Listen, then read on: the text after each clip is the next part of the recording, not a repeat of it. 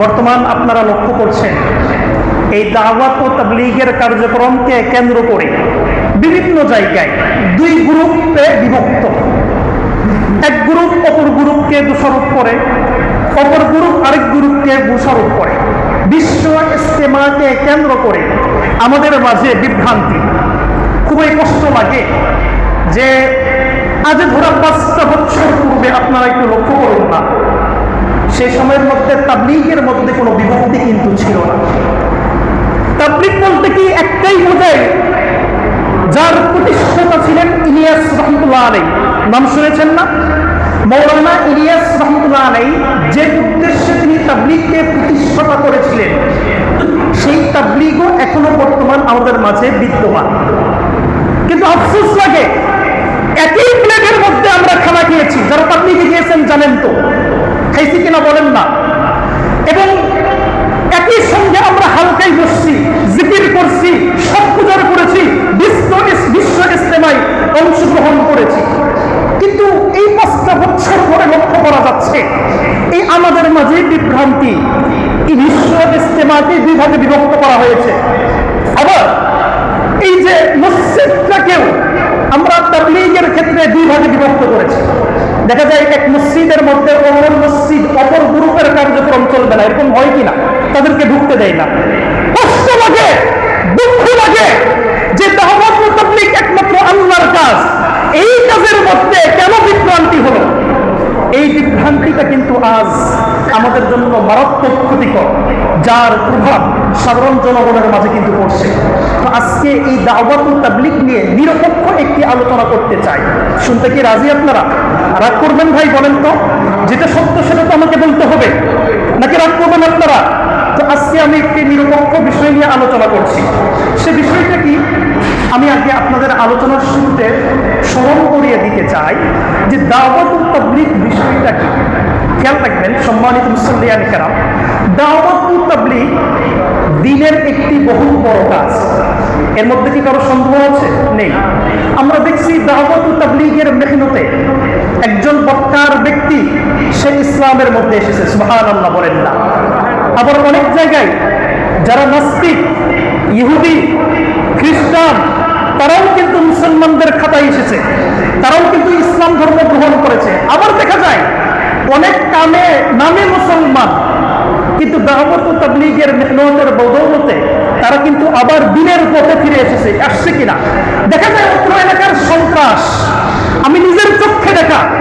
আমার বাড়ি হাকিমপুর থানায়, আপনারা চিনবেন দিনাজপুর জেলার হাকিমপুর থানা, যেটা হিলি নামে প্রসিদ্ধ, ইন্ডিয়া বর্ডারের সাথে লাগানো। সেখানে দেখলাম যারা বর্ডারে চোরা কারবারি করে, অবৈধ পন্থে মাল আনে, তারা কিন্তু হারাম ব্যবসায় জড়িত। অনেকেই গাঞ্জা আনতেছে, অনেকে মদ আনছে। কিন্তু আল্লাহর কি খাস রহমত, তাবলীগের মেহনতে আমার ছাত্র জীবনের কথা বলছি আমি। যত নবী রাসূলগণকে পাঠিয়েছেন তাদের একটি মাত্র দায়িত্ব ছিল, সেই দায়িত্বটি হলো দাওয়াত ইলাল্লাহ, মানুষকে না আল্লাহর দিকে আহ্বান করা। এই দায়িত্ব দিয়ে পাঠিয়েছে। এই জন্য দাওয়াত ও তাবলীগকে বলা হয় নবীওয়ালা কাজ। কিসের কাজ ভাই বলেন তো? নবীওয়ালা কাজ। যাই হোক, একটু মনোযোগ সহকারে আলোচনাগুলো শুনবেন। দেখেন, ওহদের ময়দানে শরীয়তের মূল তাকাজা হলো 3টি। কয়টি ভাই? 3টি। বর্তমান গোটা বিশ্বের মধ্যে যদি আমরা লক্ষ্য করি, 3টি জামাত এমন রয়েছে যে 3টি জামাত ইসলামের কাজ করে যাচ্ছে, দ্বীন প্রসারের কাজ করে যাচ্ছেন। সে 3টি জামাত কি কি?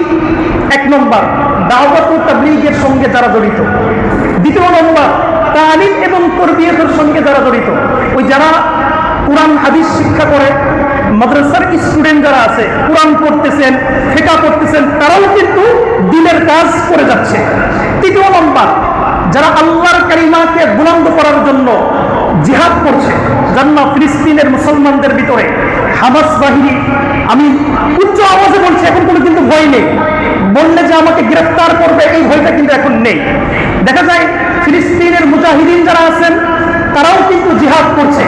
তারা এই 3টা জামাত, 1 নম্বর দাওয়াত ও তাবলীগ, 2 নম্বর হলো যারা মাদ্রাসার শিক্ষার্থী কোরআন হাদিস পড়ছেন, বা যে কোনো ব্যক্তি কোরআন হাদিস নিয়ে রিসার্চ করছেন তারা, আরেকটি হলো যারা আল্লাহর রাস্তায় জিহাদ করছেন।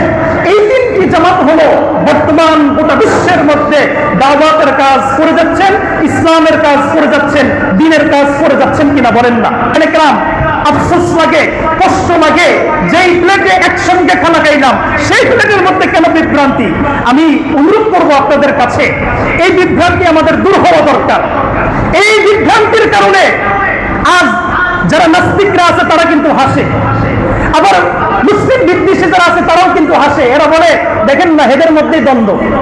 আবার যারা একটু ইসলামের পথে আসতে চায় তারাও কিন্তু আবার বলে কি যাবো, এদের মধ্যেই দ্বন্দ্ব। এটা খুব কষ্ট লাগে। এজন্য অনুরোধ করব, আমরা সবাই সমান। যেই প্লেটে আমরা একসঙ্গে খানা খেয়েছি, আমরা কেউ অপরকে গালাগালি করব না, বড় গোলাবাজিও করব না। এই গোলাবাজি করার কারণে আজ আমাদের এই পরিণতি। কিন্তু এই যে বিভ্রান্ত যে আমরা তৈরি করেছি, এটি আমাদের জন্য ঘৃণিত কাজ। সম্মানিত মুসলমান, একটা কথা বলি, দাওয়াতুত তাবলীগ সেটি সঙ্গে উলামায়ে কেরামগণের সম্পৃক্ত থাকা অত্যন্ত জরুরি। কেন জরুরি? শরীফের 102 নম্বর হাদিস, ইব্রাহিম বিন আব্দুর রহমান উজারি রাদিয়াল্লাহু তাআলা আনহু বলেন, ক্বালা রাসূলুল্লাহ সাল্লাল্লাহু আলাইহি ওয়াসাল্লাম ইয়াহমিলু হাযাল ইলমা মিন কুল্লি খালফিন উদুলুহু।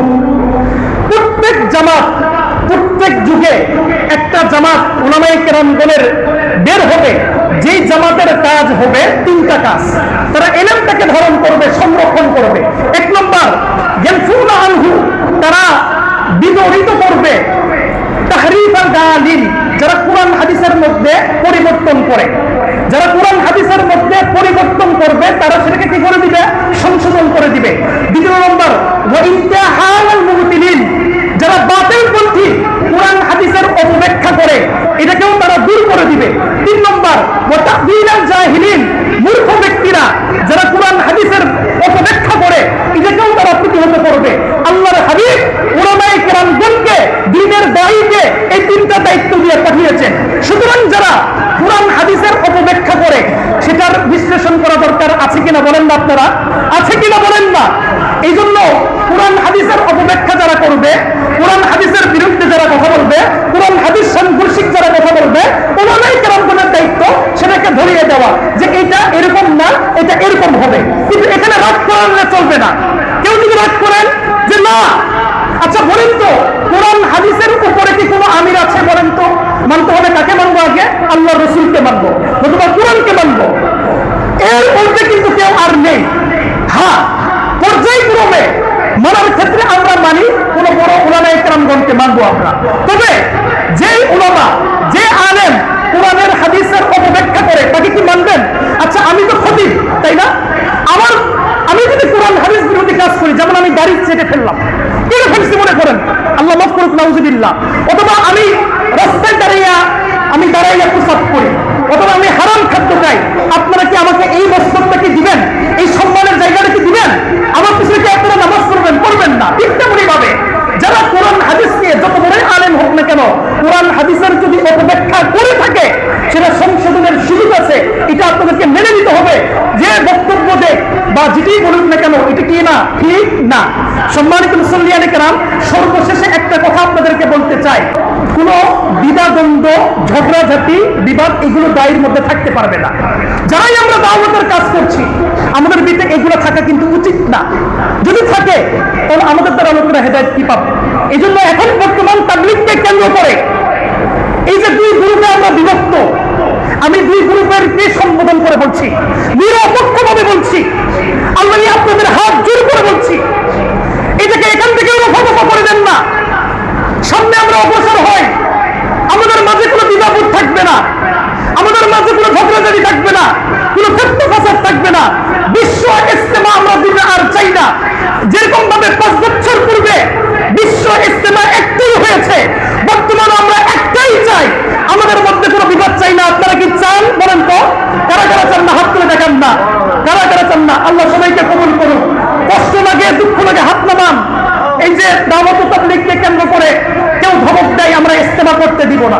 এক পার্টি আরেক পার্টিকে বলে, ওই পার্টি আবার এই পার্টির বিরুদ্ধে কথা বলে, যার ফলে ইসলাম দাওয়াতুত তাবলীগের মাধ্যমে শত শত হাজার হাজার লক্ষ লক্ষ মানুষ যারা দিনের পথে ফিরে এসেছে, আমার আশঙ্কা হচ্ছে আমাদের মাঝে এই বিভ্রান্তির কারণে এই যে আমাদের মূল মাকসাদ সেখান থেকে আমরা দূরে সরে যাচ্ছি, যেটি আমাদের জন্য দুঃখজনক বিষয়। এই জন্য আমি অনুরোধ করব, কেউ ফিতনা ফাসাদ করবো না, মারামারি করবো না, বিরোধ করবো না, এগুলো আমরা কিন্তু করবো না।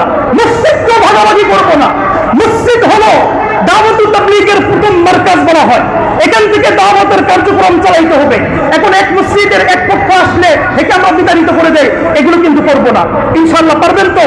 তবে সর্বশেষে একটা কথা বলতে চাই, যদি কোনো আমির কোরআন হাদিসের বিপক্ষে এমন তাকবীর যদি করে যে তাকবীরটা সাংঘর্ষিক, সেক্ষেত্রে সমাধানের রাস্তা কিন্তু আছে, সেটাকে সমাধানের পথ আমাদেরকে বেছে নিতে হবে।